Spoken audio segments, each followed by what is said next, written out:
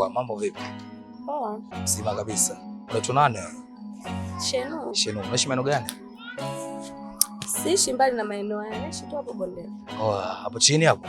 Shenu, kitu kimoja naweza kukuambia. Yaani muonekano wako jinsi ulivyo umevutiwa kinoma noma naye. Kama utojali nahitaji wewe mtu wangu mama. Uko tayari jua hilo? Sana bali. Bwana, nashukuru. Sikia sasa. Usio bwana. Naomba na check contact zako na check namba zako nitakucheck tena.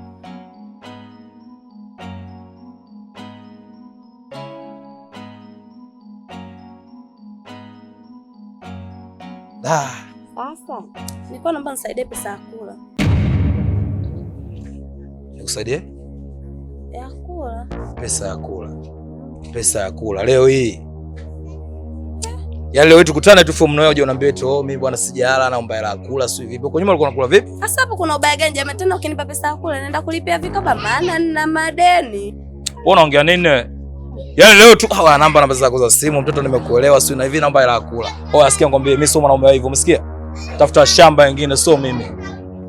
Jamani. Sasa kuna ubaya gani kwa nikupa? Tulia usishike. Wewe sikia ngombe. Yaani uko na hii sura ione kama sura namna gani vipi? Au sio bwana wewe pita hivi. Mimi napita hii? Sitaki mazoea na wewe.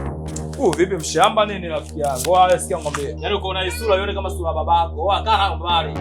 Mshamba nini? Wewe. Kwa hiyo maneno yote yanakutoka kwa ajili ya pesa ya kula tu. Jamani.